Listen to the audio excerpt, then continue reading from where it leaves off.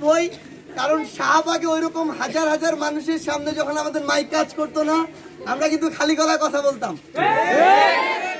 আমি আসলে প্রথমেই একটা জিনিস মনে করছি, সেটা হচ্ছে আপনাদের যিনি চেয়ারম্যান সাহেব, এটা তো আপনার ইউনিয়নের মধ্যে, তো আপনারা এদিক দিয়ে সৌভাগ্যবান যেরকম একদম ইয়াং এবং ডায়নামিক একজন চেয়ারম্যান আপনাদের আছে। আলহামদুলিল্লাহ। বাংলাদেশের অনেক ইউনিয়নে গিয়েছি, যেখানে যারা চেয়ারম্যান হিসেবে দায়িত্ব পালন করেন, মানে তাদেরকে আমাদের যতটা দক্ষ মনে হওয়া উচিত তাদের সাথে মেশার পরে ততটা অনেক জায়গায় মনে হয়নি। সেই জায়গায় আপনাদের এমন একজন চেয়ারম্যান আছে, আমরা মনে করি যে উনাকে সামনে রেখে আপনারা যারা আছেন আপনারা আরো বড় স্বপ্ন দেখবেন।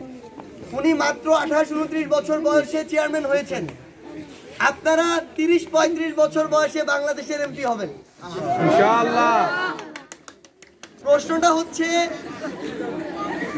সবচেয়ে একটা গুরুত্বপূর্ণ বিষয়, দেখেন একটু শুনতে হবে।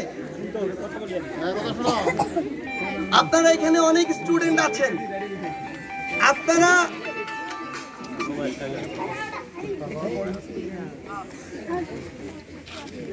আমাদের স্বপ্নগুলোকে এখন একটু বড় করতে হবে। এখন থেকে নিজের পড়ার টেবিলের সামনে যে দেয়াল, ওই দেয়ালে লিখে রাখতে হবে আমি কি হব। কেউ লিখে রাখবেন আমি বাংলাদেশের পুলিশের প্রধান হব, কেউ লিখবেন আমি সচিব হব, কেউ বাংলাদেশের প্রধানমন্ত্রী, কেউ লিখবেন অর্থমন্ত্রী। এগুলা এখন মনে হইতে পারে অনেক বড় বড় স্বপ্ন, কিন্তু একদম একটা সত্যি কথা কও এবার এলাকার ছোঁয়া হিসেবে, সত্যি কথাটা হইল মানে এটা একটু যেমন শোনাক আর কি। সার্জিসক বাংলাদেশের প্রত্যেকটা জেলার লোকজন এখন চিনে না নি, কিন্তু মি যেবলা স্কুলত পড়ছি ক্লাস 10 ওই টাইমে আমি কল্পনাই করুনি যে মি কোনোদিন রংপুরের একটা কলেজত পড়িম, এটাই সত্যি কথা। কিন্তু এখন শেখ হাসিনা, যে শেখ হাসিনা মনে করছিল আল্লাহর পরে আর অবস্থান, এবং মনে করছিল যে বলার আগে পর্যন্ত বা কেউ সরাবা পারবেনি, সেই শেখ হাসিনা আমরা সবাই মিলে সরাই দিছি। তো এইটা অবশ্যই আল্লাহর ইচ্ছা ছিল, কিন্তু আমার তো চেষ্টা ছিল না নি। এখন তোমার যদি চেষ্টা থাকে তাইলেও এখন এটা কঠিন মনে হোক, ভবিষ্যতে তোমরা বাংলাদেশের প্রধানমন্ত্রী মন্ত্রী হবা পারবেন ইনশাআল্লাহ। স্বপ্ন আরো বড় বড় করা লাগবে, যে বাংলাদেশের সেনাবাহিনীর প্রধান হবা হবে। বাংলাদেশের সেনাবাহিনীর প্রধান যদি হবা চাই তাইলে কি করবা হবে ওইটা একটু জানা লাগবে বিভিন্ন ভাবে মানুষের কাছে যার আইডিয়া আছে।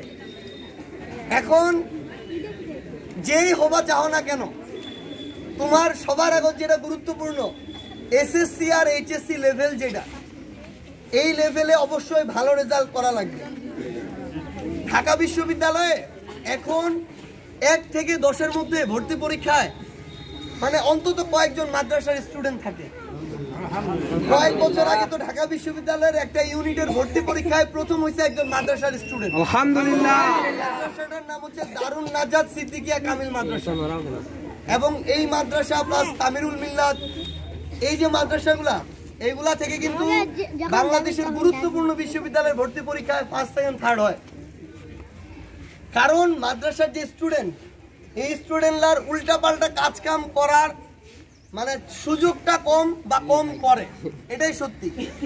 কিন্তু স্কুলে দেখা যায় আর কি যে মাদ্রাসার স্টুডেন্টদের যেমন জেনারেল লাইনের পাশাপাশি একই সাথে ধর্মীয় পড়াশোনাটা থাকে, আবার ইথিক্স ভালো থাকে বা মূল্যবোধ ভালো থাকে, ওই জায়গায় পড়াশোনার প্রতি মনোযোগ ভালো থাকে।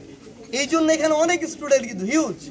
সবার কাছে একটা অনুরোধ, সবার যেন এসএসসি লেভেলে সবচেয়ে ভালো রেজাল্ট হয়, জিপিএ 5 বা গোল্ডেন যেটা বলি আর কি, এইচএসসি লেভেলেও যেন ভালো হয়। এরপরে সবাইকে বাংলাদেশের কোনো না কোনো একটা বিশ্ববিদ্যালয়ে পড়াই লাগবে, সরকারি বিশ্ববিদ্যালয়ে। কে কে পড়তে চাই একটু হাত তুলি, আলহামদুলিল্লাহ।